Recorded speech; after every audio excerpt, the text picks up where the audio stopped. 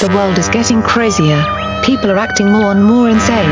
The end of the world is tomorrow. Tomorrow. There's only one thing to do when the world is falling apart. Listen to Basil and Gonz as they discuss this week's news and events through the lens of Bible prophecy. You are listening to Canary Cry News Talk. You're listening to Canary Cry News Talk. Today is April 15th, 2020, former tax day, Gonz. And this week we're on episode 188, America 2.0. My name's Basil. And this is Gonz. Welcome back to another live streamed episode of Canary Cry News Talk. I know a lot of people on the Face Like the Sun channel, well, not a lot. I will say some people on the Face Like the Sun channel don't like the fact that we're doing news talk here, but we're just, trying to live stream out everything. Gonz. I know. That's right. The loud minority. People are loving it. And you know what? We're bringing the message, bringing the truth. And if you don't like it, that's okay. There's lots of other stuff on YouTube to watch. But if I'll you be are honest, here and you are on... It's your googly eyes, man. It's not really the news part. I think it's people. I know. Well, that's the thing, man. We hear a lot of people going, "Oh, if I can't see his eyes, I don't trust him." That's okay. That's kind of what radio is, and the alternative logic is if you can see somebody's eyes, that you would trust them. And I'll let you guys follow that logic for yourself. But that's not what we're about here. We're focusing not on the haters, on the lovers. And Canarians are tuning in all over the place. I want to say a big thank you to everybody tuning in on the Facebook, the Canary Cry Radio Facebook, the Face Like the Sun YouTube, the Periscope, hitting Twitch all over the world. And yeah, especially thank you to those tuning in on Twitch. If you are not yet watching on Twitch and you're watching on Facebook because you want to give Susan Wojcicki all your money and your attention, you know what? That's okay. You'll just have to answer to God for that sometime later. But if you want to help out this show and Basil and Gonz supporting themselves during this tough time, the easiest way to do that is to head to twitch.tv/Canary Cry Radio. We are trying to get our numbers up there so we can hit partner and unlock all sorts of fun tools. It'll really bump up the experience for everybody. And that's just where all the cool kids are. So if you're a cool kid, head over to twitch.tv/Canary Cry Radio. But Gonz, more importantly, we are here to discuss current events and what it means for the future. And that being said, it's time for a Flippy Update. Flippy Update. Flippy Update. Do you want fries with that? Okay, for those who don't know, if you are a new listener, Flippy is our colloquial name for disembodied robot arms that are taking our jobs, enslaving our children, and flirting with our spouses. But here's the thing. Flippy is not just a cute robot that flips burgers. He is a symbol and a doorway for the coming technocalypse. And, a lot of people think, we have fun with these Flippy updates, but really it's an important practice in tracking the future use of robotics and technology and the easy, fun, and cute ways that it's invading our lives and getting us locked in without us even knowing it. So, I just want to make sure everybody knows these Flippy updates, we have fun with them, but some of our most serious predictions and tracking has come from these Flippy updates. So here we go. We're going to do a Flippy update. Gonz, you got some clips for us. Hit us with those clips. I do. And so to set it up, this is Mark Cuban. He was on with Pompliano, his podcast. And I have a couple clips because it's relevant to the Flippy update. Again, like you mentioned, we kind of have fun with it. We have the fun jingle and that kind of stuff. But it is kind of a serious topic in terms of how it applies to especially where we are now with the economy. And I'm going to play a couple clips here. This first one is a little bit longer, but I think it's worth going through because it directly relates to the economic situation that we find ourselves in. And so here we go. This is Mark Cuban, as most of you guys know, billionaire owner of the Dallas Mavericks. Oh, Hold on, real quick. Here we go. Oops. This is taking longer than I thought. Here we go. We're going to have to give serious consideration to things like a robotics tax. You know, if you've got a job that could be done by an individual and you're paying a robot $25 an hour to weld, then let's hit that with the same 12.4 or 12.6, I forget, for the Social Security tax. You know, and let's take 9% of that and put it into Social Security and the Treasury Fund, and let's put 3% into investing into robotics research for the country. Because we don't lead the world in robotics, whether it's software or manufacturing of robots. You know, we're behind Germany, we're behind Japan, we're behind China. And the only way we're going to bring back jobs and the only way we're going to bring back manufacturing from overseas, no matter what country it is, whether it's Asian, Mexico, whatever it is through robotics. We're going to have to out-engineer. We're going to have to out-innovate those manufacturing alternatives that are less expensive because of lower payrolls and less climate restrictions and all those things, right? We're going to have to work on robotics to bring all that manufacturing back, work on battery life, work on manual dexterity, work on the software. Because if we can do that and lead the world, we can get that manufacturing back. It won't be America Manufacturing 1.0 with assembly lines and people sewing, but all the inherent jobs that come with dominating worldwide manufacturing, whether it's support, maintenance, monitoring, you know, software, whatever it may be, the aggregate employment would be much higher and the pay would be much higher, even for people with not defined skills, than it would be just trying to recreate manufacturing 1.0. So there's Mark Cuban there. He goes on to talk about how we should also tax cloud services because that's where AI sits. And so if we tax the AI basically doing their thing, then we can reallocate some of those funds to further research AI, but also to help out with your general, you know, public money. What do you think, Basil? Yeah. This is where the rubber meets the road in terms of robotics and coming mainstream and the economics and how it can all work out. You know, we've been projecting this for a long time, but certainly the whole virus thing accelerated just the whole process. Yeah. Well, this is an interesting one. And for those who, have a problem with the Flippy updates, this is the prime example of why we follow what we follow. Because as I've mentioned before, and as we like to say here, you know, Flippy, as cute and as novel as Flippy was, it really is the doorway and the gateway, if you will, into progressing what this new economy will look like.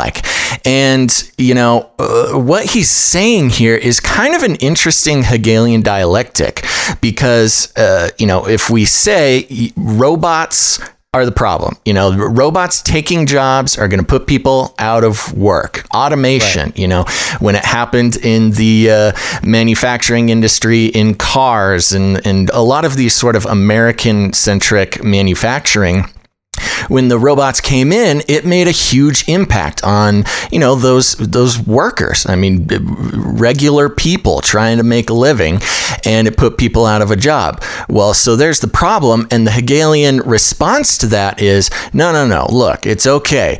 We don't need to be afraid of these robots taking our jobs. In fact, we need to make more robots taking our jobs. We need to make all the robots we can, and we need to become number one in manufacturing and taking care of robots. So the problem being presented is these robots are going to take our jobs, and the dialectic coming in is, well, that's okay. We need to be the best and make the most robots because that's how we're going to bring manufacturing back to the United States. We're just going to be a country filled with people who make robots, which in turn, you know, make our lives whatever easier would be the idea, something like that.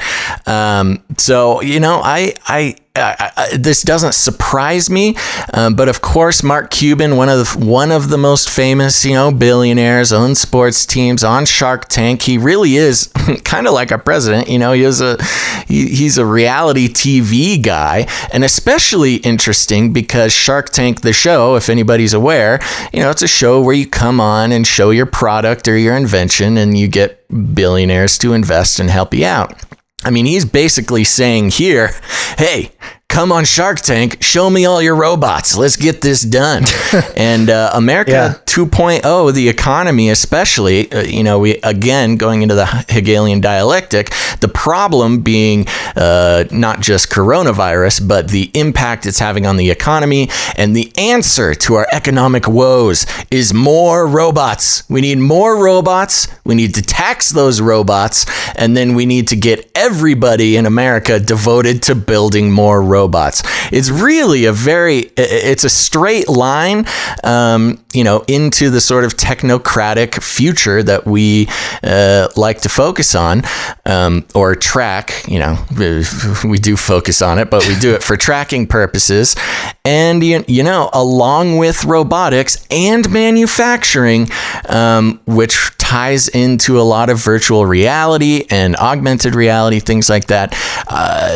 This is a big step. If you're out there wondering why we're watching Mark Cuban and talking about a dumb robot named Flippy, this has way more implications on our future if you take a second to analyze it and dissect it. Yeah, we're having some really bad connection issues and buffering issues. It looks like. No, not again. Yeah, like my OBS is flashing yellow and red, so it's probably. I'm seeing that. Good. It's very angry. Yeah, it's not looking too hot, but that's why we have the audio podcast version to have everything cleaner. That's right. If you're watching this live and you're very sad that it's choppy or not going well, that's okay. Keep watching it live, especially if you're over on twitch.tv/Canary Cry Radio. But we also, and a lot of people don't know this, we've been doing this podcast version for almost a decade. So you can head to iTunes or any podcast player and you can catch a much higher quality audio version on the podcast. But there you go. Keep that in mind for when the show's over. Yeah. So getting back to the Mark Cuban thing here. So yeah, the American dream can be achieved if every man in America had an army of robots, right? That's kind of the mindset of the whole America 2.0. It kind of jives with the Zoltan Istvan Upgrade America slogan. And just as an update, Zoltan stepped down. I think, did we report on that? I don't remember if we did, but he basically stepped down from the Republican Party. We might have in the past, but we've been tracking him, and we noticed, he was running for the Transhumanist Party. Then he left that and decided to run as a Republican, and now he stepped away. Now he's running as a Libertarian. So he's a chameleon too, transhuman chameleon, politically. A lot of very interesting libertarians, running for president or switching over to, we got Vermin Supreme, we got Zoltan Istvan.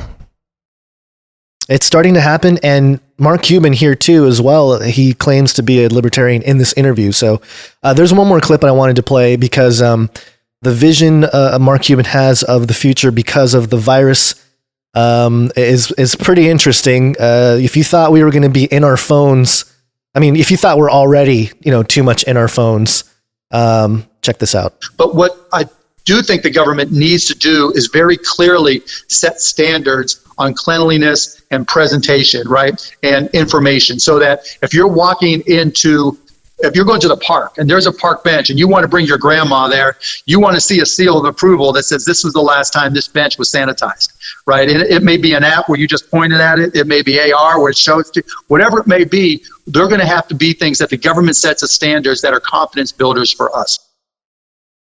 So if you want to bring grandma, if you want to bring grandma to the park, Basil, before she sits down, wait, hold on, hold on, got to get bust out the phone out. Your AR, your VR. And again, this ties in with stuff we've been tracking for so long. Hit me with that VR and AR jingle, Gons.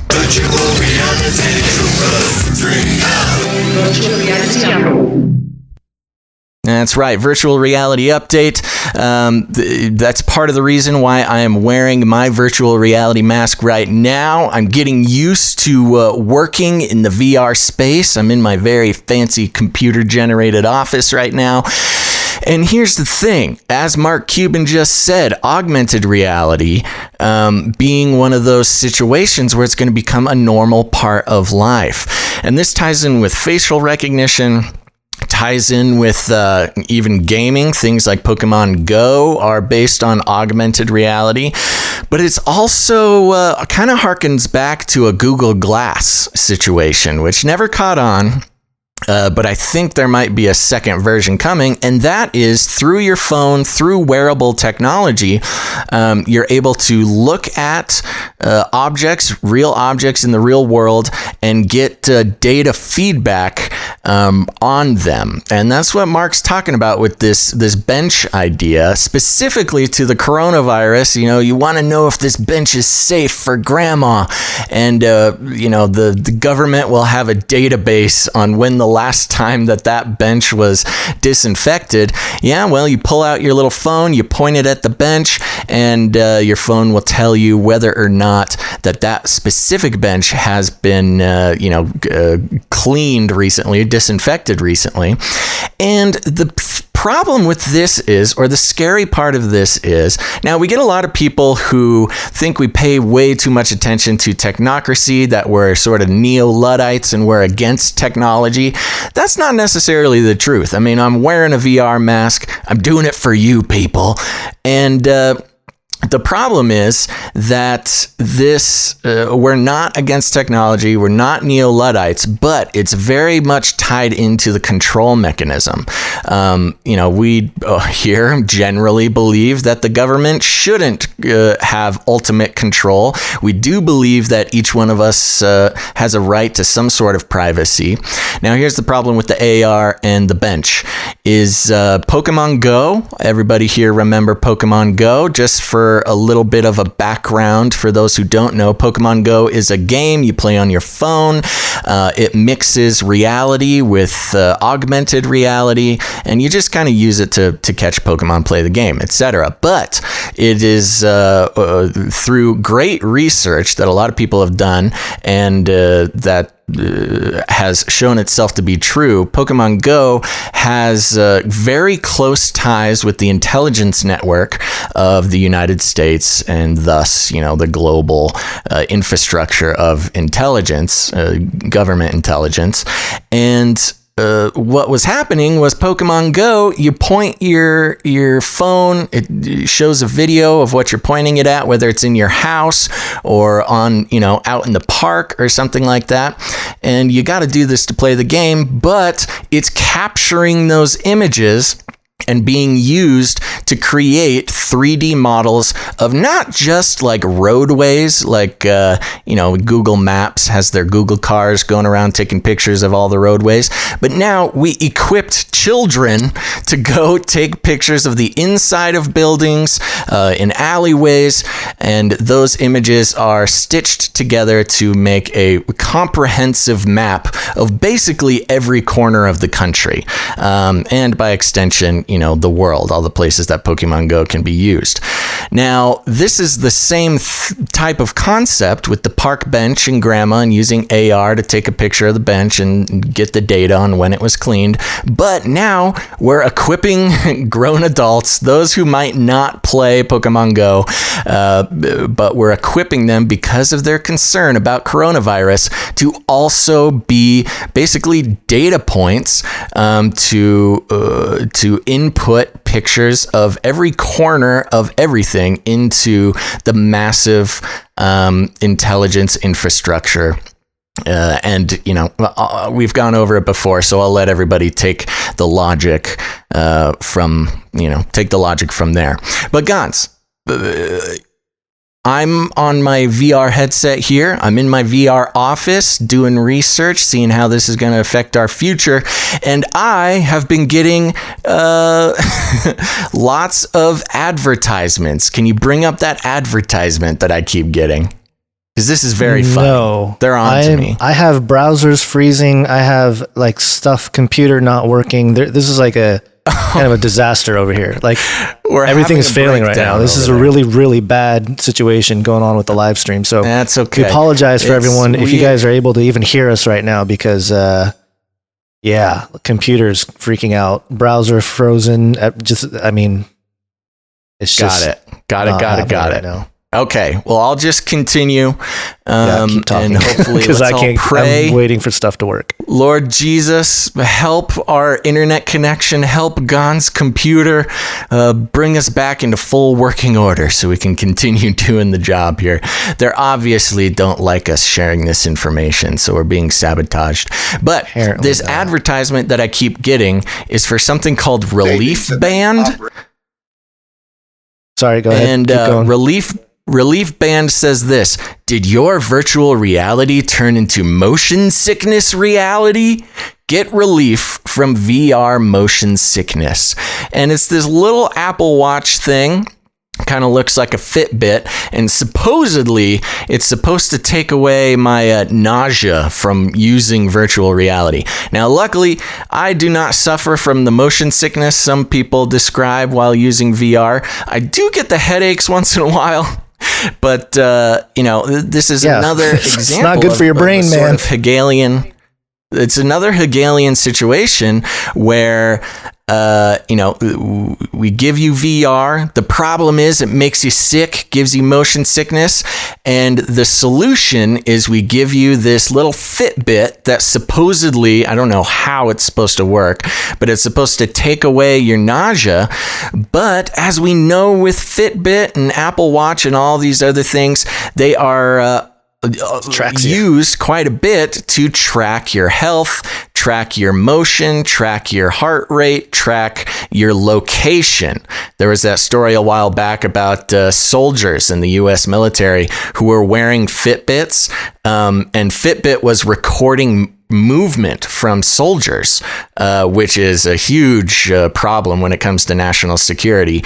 So, here's the thing. Get your virtual reality on. You're going to get sick, but don't worry. We made you this little Fitbit to wear, and this will take away it'll take away your motion sickness, but it'll also take away a little bit more of your freedom. So, are you sure this isn't just I was going to say, are you sure this isn't just one of those placebo effects, where you wear those little bracelets and...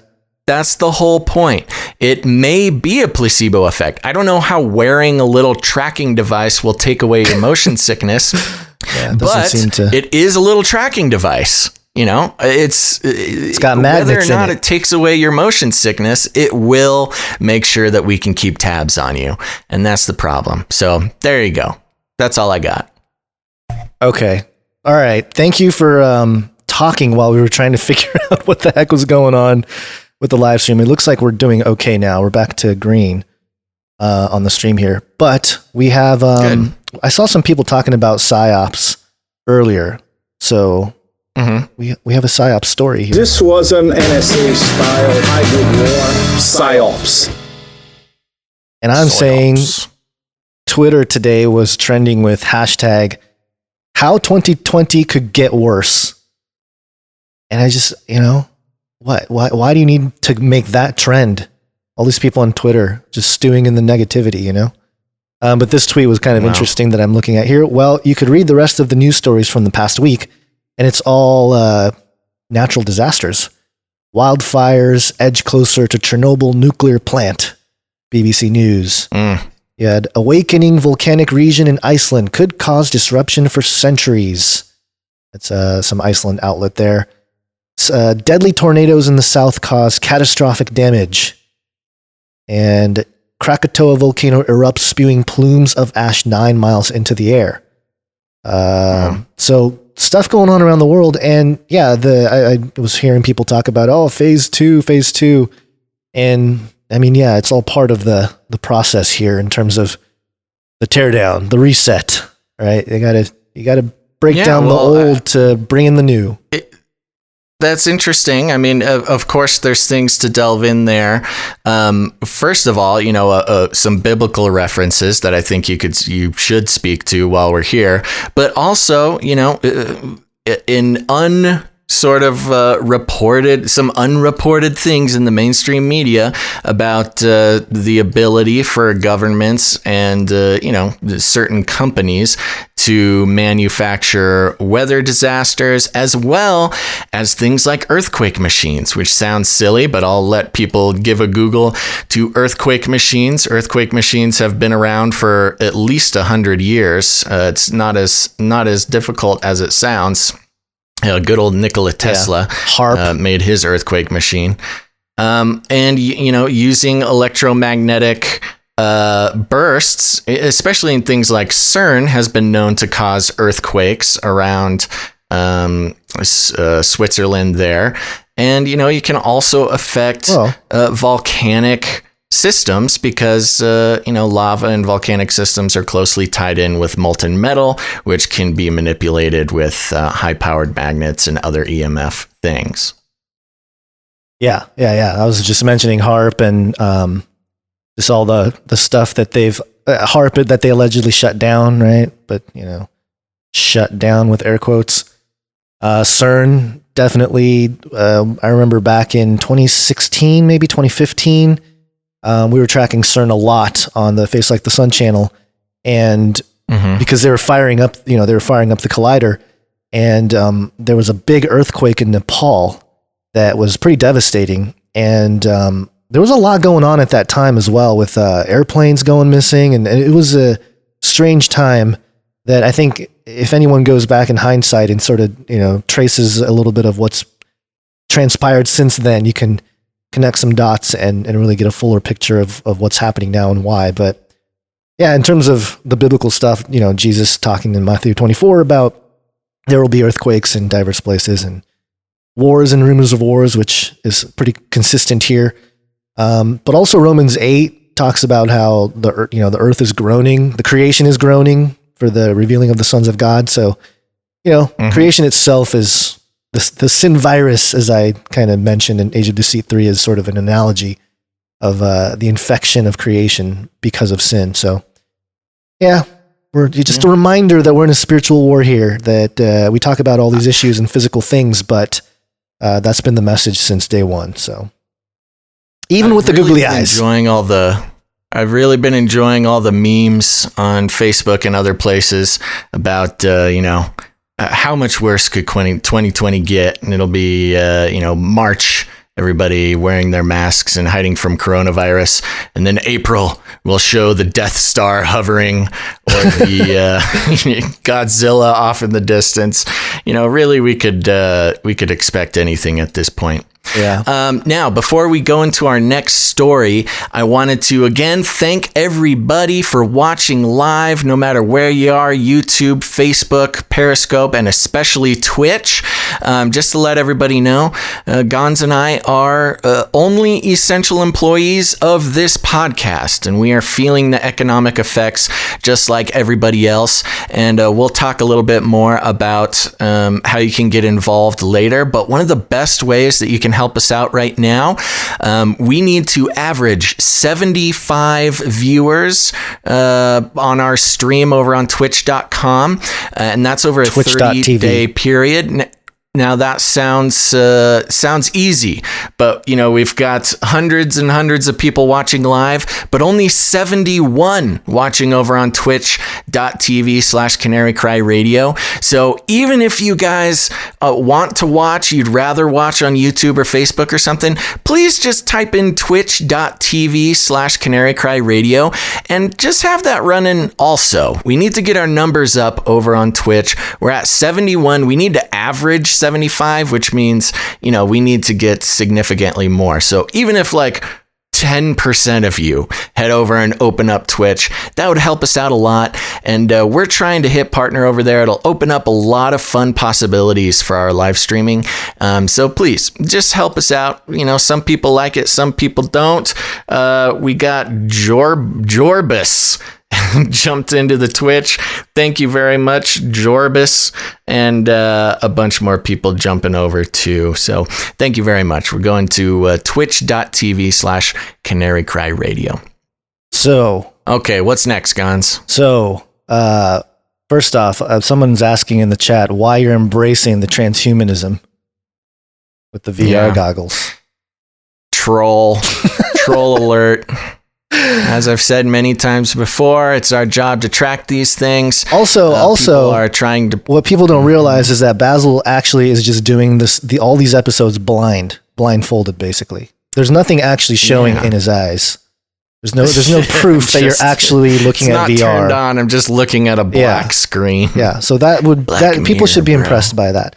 But yeah, anyway. I know. So yes, we're dealing with this virus, and we have all these social rules about distancing ourselves. I got yelled at, by the way, Basil. I got yelled at yesterday. I was walking. You finally got turned in. I did, yeah. But it was just in my neighborhood. I was just walking with my daughter, and a lady came out on the balcony and started shaking her fist and yelling, saying, "It's dangerous out there," and no, and it was I didn't say anything, but it was kind of sad actually. It looked like she hadn't been outside in a while. So I think this more really goes starting to affect people. Yeah, it just goes to show. Really starting to make people turn into nasty sort of snitches, man. I know. And that's part of the control mechanism. One of the best ways to control a population is to get them to control each other. Yeah. Much easier to get individuals to control their neighbors than it is to get the government to come in and control you. So it's part of the whole system. It's very sad. If you're out there and you're yelling at people who are just trying to play catch with their daughter in the park and they're being responsible, the guy who got arrested for paddleboarding alone in the ocean because of not social distancing, that's one of the first ways that you control a population is you get them to control each other. So if I can get one person to change their mind about yelling at their neighbors about walking their dog, this whole thing is worth it. Yes, and so when is it going to end? When is it going to end, Basil? Apparently, we have to keep distancing ourselves because it will kill. It will kill. Here, let me read this one. Go ahead. This is TheGuardian.com. Coronavirus distancing may need to continue until 2022. Oh my gosh. No. Physical distancing measures may need to be in place intermittently until 2022. Scientists have warned in an analysis that suggests there could be resurgences of COVID-19 for years to come. Okay, my cat is yelling at me. Okay. So your cat is real. This is the first time we're actually seeing the cat visually. Yes. This cat, oh yeah, okay, it's okay, kitty, settle down. She doesn't like the idea that we have to social distance for 2 more years. She's really upset about it. She wants me out of the house. She's tired of me being in her way. The paper published in the journal Science concludes that a one-time lockdown will not be sufficient to bring the pandemic under control, and that secondary peaks could be larger than the current one without continued restrictions. One scenario predicted a resurgence could occur as far in the future as 2025 in the absence of a vaccine or effective treatment. Man, that would be nice if they didn't come out with a vaccine until 2025, buy us a couple more years. Yeah. Mark Lipsitch, a professor of epidemiology at Harvard and co-author of the study, said, quote, infections spread when there are 2 things, infected people and susceptible people. Unless there is some enormously larger amount of herd immunity than we are aware of, the majority of the population is still susceptible. Predicting the end of the pandemic in the summer of 2020 is not consistent with what we know about the spread of infections. In its daily briefings, the UK government has not outlined plans beyond the current restrictions, but the latest paper adds to a building scientific consensus that physical distancing may be required for considerably longer in order to keep case numbers within hospitals' critical care capacity.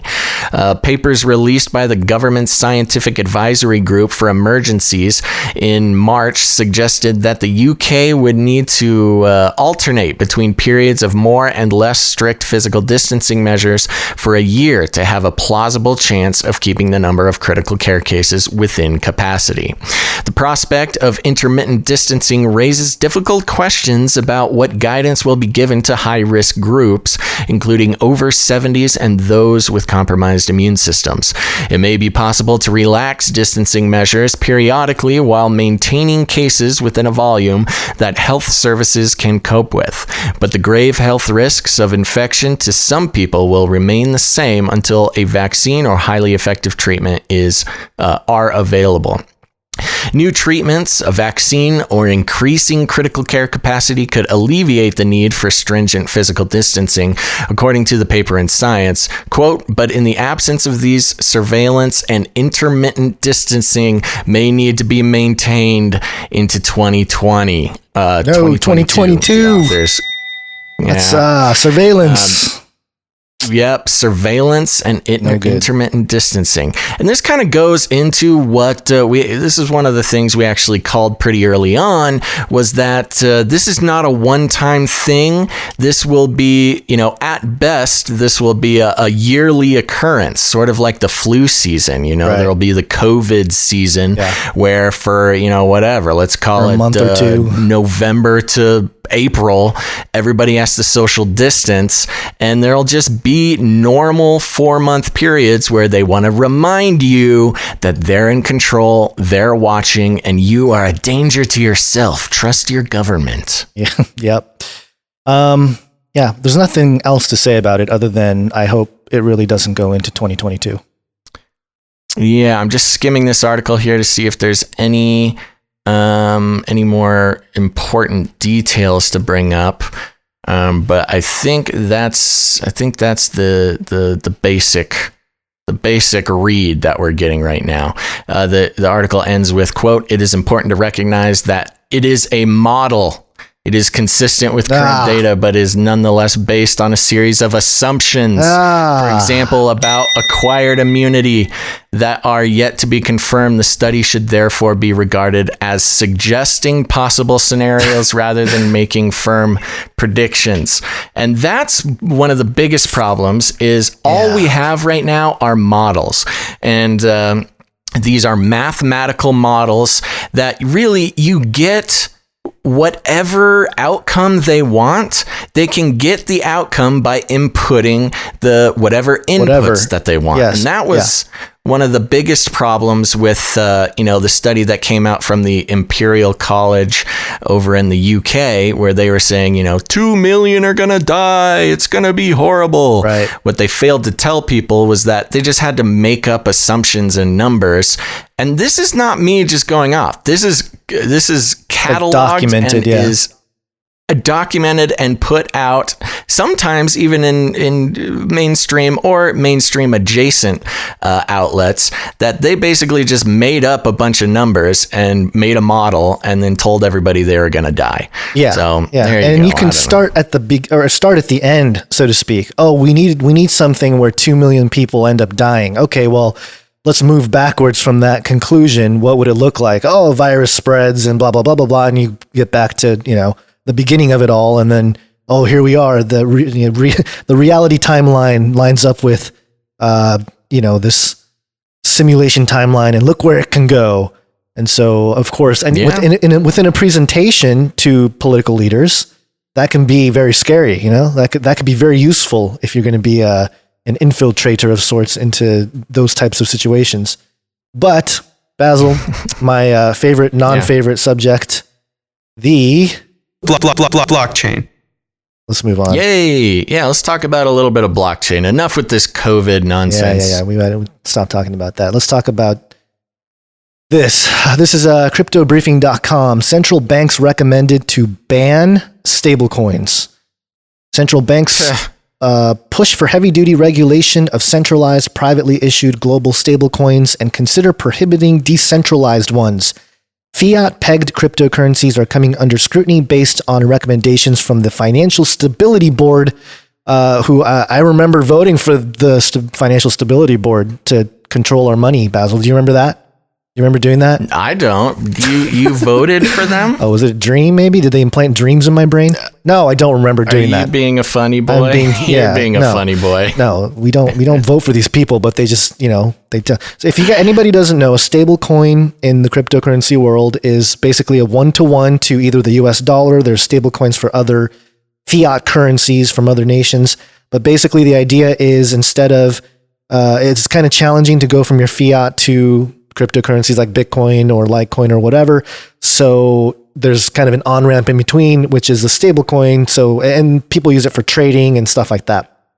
Well, yeah, the basic concept is a cryptocurrency whose value does not fluctuate. Right. It stays at the dollar. Yeah. So let me go through this just real briefly here. And I actually looked at the document that they referenced, but it was kind of long and it's verbiage-y. Today, and for those who wonder why we're talking about cryptocurrency and you're anti-Bitcoin or something, we'll analysis is coming and we'll connect it. It's all connected, people. Yes. Today, the Financial Stability Board released a document addressing the regulatory, supervisory, and oversight challenges raised by global stablecoins. The document, although only consultative in nature, reveals disturbing plans for a globally coordinated move against stablecoins of all varieties. The FSB makes 10 high-level recommendations addressed to central banks and G20 authorities at the jurisdiction level. More specifically, they recommend a unified global approach to the supervision and regulation of the fiat-pegged cryptocurrencies. Furthermore, the FSB suggests to authorities that if they can't control and regulate fully decentralized stablecoins, they should consider banning them. Jeez. Yeah. So, and we don't have to go through all the details of everything here, but effectively, we're talking about the IMF and the world organizations coming in and trying to regulate it because, and we've talked about this before, they have their own CBDCs, central bank digital currencies that they've been developing the kits to, get these other central banks around the world to start making this. It's been out there for I think a year and a half or something now. So they've been working on it. And of course, if you're going to have an in-between from your normal traditional fiat world to a crypto world, it has to be government issued or central bank issued, right? We can't have this just wild west. Whoever comes up with a stable coin can, handle all this money, these dollars, or whatever denomination, whatever currency. But it's interesting because, again, this is all about control. It's about power. The idea of decentralization is to distribute the power so a central authority can't control it. So this is an actual. It's really fascinating to consider because cryptocurrencies in general. And I know some of you guys watching the stream saw a little bit of the screen earlier, but basically we were at. I'm just going to go to one CoinMarketCap, which is a basic place where people can look at the price of cryptocurrencies, and the entire market cap is still under, I don't see the scrolling thing here, under $200 billion. So that's the entirety of the whole market, but the world economy, what is it, trillions, billions, quintillions, or whatever dollars in derivatives. The regular legacy market is huge, yet this cryptocurrency market, which is only 200 billion, which is a little more than Jeff Bezos, right? It's like that territory, they're threatened by these stable coins to the point where... Well, that's exactly right. I mean, for those who know, there's Bitcoin, which is wildly volatile in its value. And as a response to that, of course, the establishment doesn't like Bitcoin, a currency that they cannot control. In a response to that, I mean, it was really the cryptocurrency market trying to show that they can be responsible by creating these stable coins, which do not fluctuate in value. They're simply just a stable store of value. It's not there to threaten anybody's wealth or to really create wealth or do anything like that. They're just there to be a responsible use of cryptocurrency. And, those who are into the decentralized nature of authority, they don't want to, they're not stoked on a central government. They think, that the world can be much better without submitting to an authority, they came out with these stable coins saying like, that's okay. We can be cool. We're cool. Look, the problem with that is that the central banks want they are threatened. They want their own stable coin. The USD digital dollar, is essentially just a stable coin, something that's existed forever. Yeah. Not forever, but it's not necessarily new. And the problem is that these central banks, they want to make their own stablecoin. They want to be able to control the economy, even the, crazy sort of side economy of cryptocurrency. As we know here, just to remind people that a United States digital dollar was included in the coronavirus relief bill, at least a couple of the first drafts. I don't think it made it all the way through, but it shows that they are thinking about it, they are working on it. And the problem is nobody wants their dumb, centrally controlled United States digital dollar if there are already stable coins that are connected to the digital dollar. Connected to the USD. Right. So, this is just another step in trying to control everything about the economy. And, of course, we can't let the citizens of the world, the various nations, take currency into their own hands and decide what has value for themselves. They need to be told what has value, and anything that threatens that needs to be destroyed. And that's just what we're seeing. It's really kind of I don't know. I don't want to overhype it. I don't want to be too vulgar or anything, but it really shows a lot of impotence on the side of the central banks and those. What was this committee called? The FSB, the Financial Stability Board. Financial yeah, I mean, I don't know who they are, but they're like, these are the rules now. You guys should ban it. I don't know. It's look, there's problems within, there's a lot of corruption in cryptocurrencies within the world of crypto. But again, it's such a small market. Unless there's a real fundamental threat to these existing central banks, they wouldn't be doing this. They wouldn't be saying ban it. And the thing is, some people have said, well, they can ban crypto with different ways or like ban Bitcoin specifically. And the thing that's really trippy about Bitcoin and cryptocurrencies in general, but specifically with Bitcoin, you can memorize your private key and there's nothing for the government to confiscate other than you. They can confiscate you because you have the private key memorized in your brain, but otherwise you don't have anything physical necessarily tangible that they can confiscate. So they're kind of stuck between a rock and a hard place with that. That's why they're going after the stable coins. That's an on-ramp they can control and they can monitor and they can get a cut off of. So, this is the same battle, the centralization versus decentralization that's been going on for a long time. And it has to do with the whole shifting the economy and America 2.0, the whole topic of this discussion today. And money's going to be a big part of it. And I do, before you go on here, Basil, I do have a clip from, just briefly, from Ray Dalio, who's this billionaire. We got billionaire clips today for some reason, because they're just out there talking a lot right now. This is Ray Dalio. That's pretty much all they do now. So here he is talking about a familiar topic to most of us. Because the greatest force is the force of adaptation and inventiveness if we can operate well together. So that's what I think it's going to look like over this period of time. It'll pass. The world will be very different. There'll be a new world order. But it will pass and will be inventive, because what we're dealing with now is just money and credit. Money and credit is just digital. I mean, there is real goods, services, those are real. But everything else is just accounting. A new world order can emerge. There you go. Wow. Billionaire said it. New world order. There you go. Wow. Billionaires love the New World Order. They do. I'm so happy that they're happy. All right, before we move on to our next story, I want to give a shout out to Sarah O'Bell. Says, woo, I made it to Canary Cry Twitch. That's right. If you are watching this on YouTube or Facebook or wherever you're watching this, please consider, even in addition, you don't have to leave your beloved YouTube. That's okay. You can stay over on YouTube, but also open up twitch.tv/Canary Cry Radio. We hit 100 live viewers over there, which is great, but we need to get that number up because we got to get the average to 75 live viewers over a 30-day period. So if you're over there at YouTube or Facebook or wherever you are, you don't have to leave necessarily if you don't want to leave YouTube, but please, it really helps Gonz and I out if you also open up twitch.tv/Canary Cry Radio.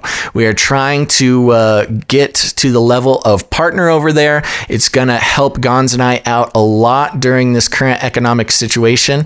Gonz and I we are not essential employees of anything except this podcast. So our entire income comes from doing this podcast. It comes from the ways that we're able to get support through the podcast. And here's the problem is we are fully, against selling advertisement on the podcast. We do not believe in harnessing your attention and then selling that attention to corporations for, our own personal gain. Now, that being said, as I've said before, that's a bad business model for podcasters. So we are unable to make money in the traditional sense. But if you head to twitch.tv/Canary Cry Radio, you are helping us build a system that we can support ourselves and keep doing this show. We only support ourselves through this show because of what's called the value for value model. And that is very simple. We create value and we put it out there. And if you see it and you gain value from what we do, it's up to you then to put value back into the system. It's the only way to do it. It's completely voluntary, but just remember, we're doing this show 3 times a week because we believe in what we're doing. We believe we're bringing value to you listeners. So if you listeners out there find value in what we do, it's now up to you. It's your job. One easy way is by going to twitch.tv/Canary Cry Radio, or if you are in an economic situation where you've got a couple extra bucks a month and you think what we do is worth a couple bucks to you, you can head to patreon.com/CCNT for Canary Cry News Talk, and you can sign up there for all sorts of fun levels of support. That supports us, helps feeds Gon's kids, helps feeds my cats. This is the only thing we have. And if you don't like Patreon, we also have bonus episodes and all sorts of fun stuff over there on the Patreon. But if you don't like Patreon, we understand a lot of people don't like Patreon. That's totally cool. But you can go to canarycryradio.com/support, and there's PayPal. There's all sorts of other fun ways to support us over there. We've had some very heartwarming support coming through the PayPal. Thank you guys so much. Gonz's kids get to eat for another day because of your help. And while we're just coming off the topic of cryptocurrency, Gonz has a fun announcement for everybody. I do? What? Oh, I thought you said you were announcing something. Oh, I was going to skip a story, but I can announce that, I guess I'll tell everybody. It doesn't matter. Some people already know. Child number 3. Wait. Baby number 2, oh Basil. My gosh. This is a new announcement. It's coming. It's happening. I will be adding... Another baby. I will be adding to the coronavirus baby boom. I will be a statistic. The COVID-annials. I am... Coronannials? COVID baby. Oh whatever. My gosh. Yeah. You're going to have 3 extra mouths to feed, Gonz. Well, 2 and then 1 should be doing it on her own soon here. So we're praying. Well, that's very exciting, Gonz. Yeah. So thank you guys for your support. everybody. Yeah, it does. I think it's make a very fun difference. for everybody else. So there you go. We've got another Canary Crybaby coming on the way, folks. Yep. If you want to say congratulations to Gons, go to I see it in the chat. Thank you, everybody. Support. That's so cool. That's Very really awesome. nice. We'll find out if it's a Yeah. boy or a girl in the next few days here. So I'll let everybody know if I'm going to be outnumbered 4-1 or if I'm going to have a partner in crime. So we'll find out. A little ninja boy. Yes, and just to start wrapping it up here, before we go to our Nephilim update, because we have one, and because we talked about cryptocurrencies here, I did put together a page. This is for if you're more technical, if you're kind of tech savvy. If you go to canarycryradio.com/crypto, we have a little tutorial / kind of a description, just an outline of sort of our views on decentralization and cryptocurrencies in general. And we actually set up a website on the decentralized web, Basil. It's pretty cool.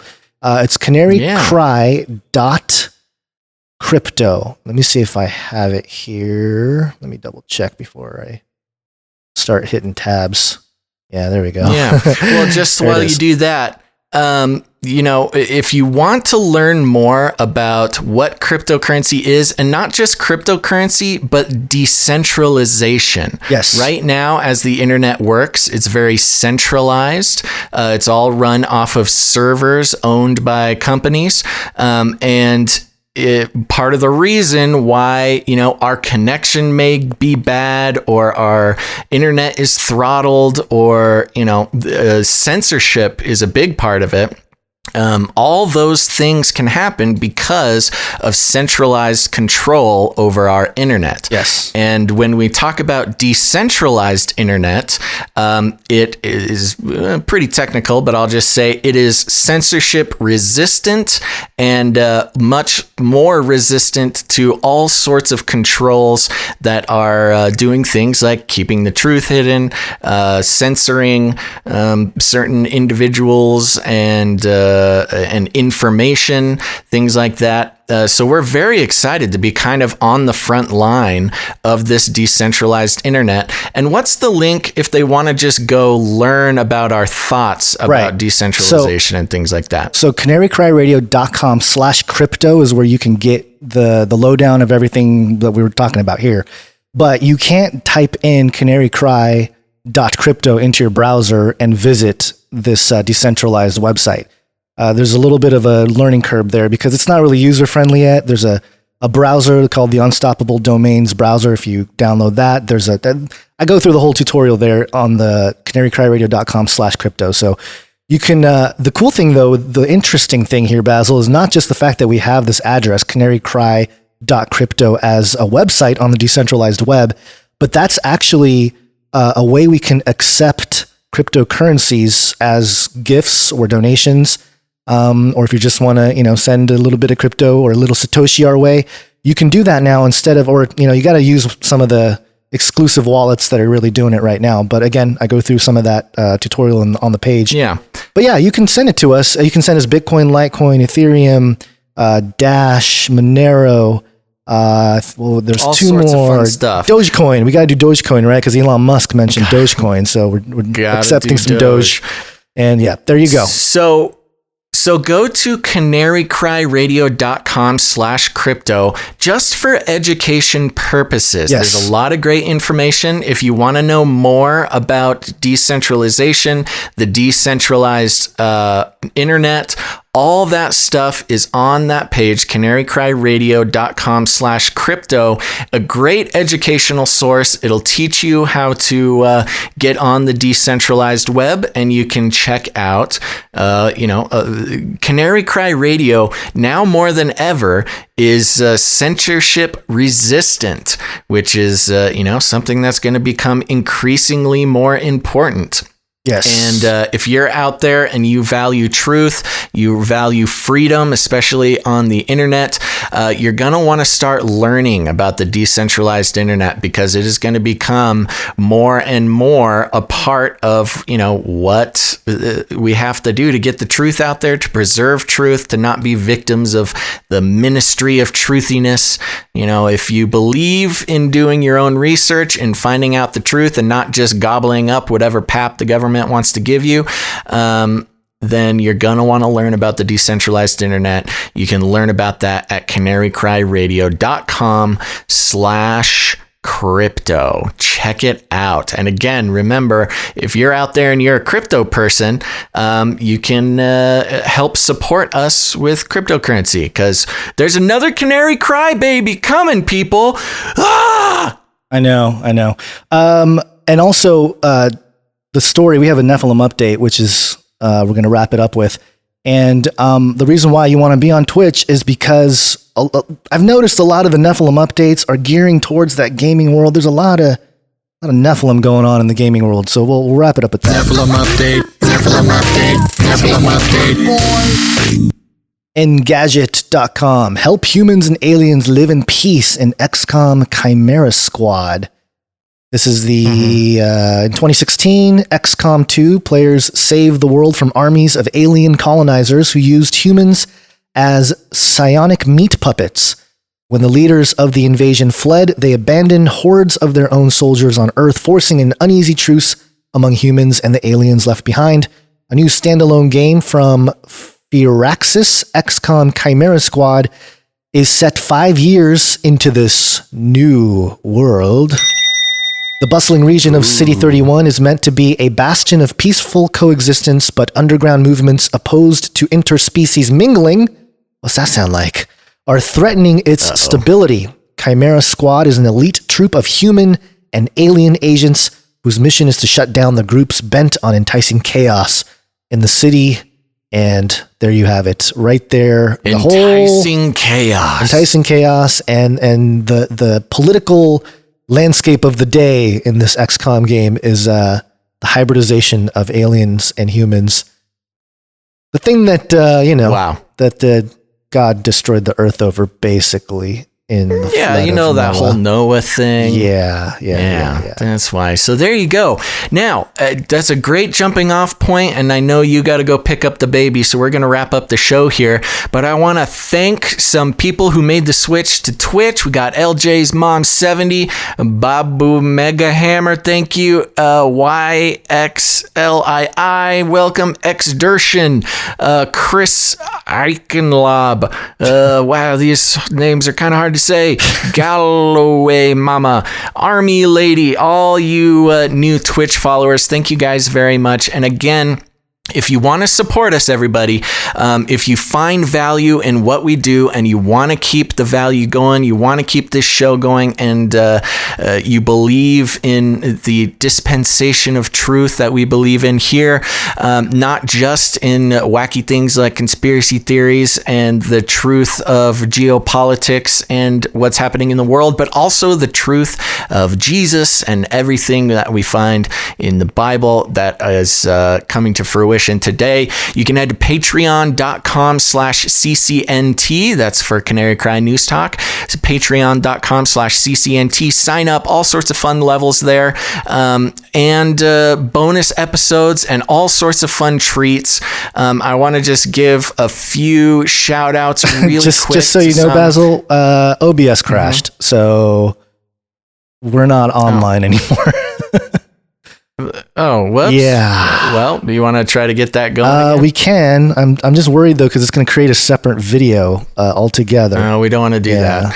That's okay. We'll just end the show here for the podcast listeners.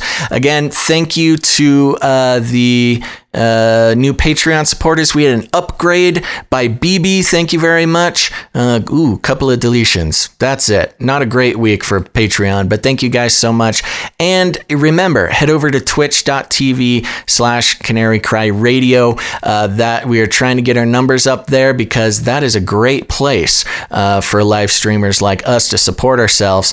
And we're also going to be playing video games there. And maybe you like that, maybe you don't. But here's the thing. You know a gamer, whether it's your kid, your friend, your spouse, and you want to know what's going on in those games. We are going to be playing games over on Twitch and analyzing the elite messaging and the occult messaging happening in games. And if you want to understand what's going on in those games for that weirdo gamer in your life, you're going to want to go to twitch.tv/Canary Cry Radio.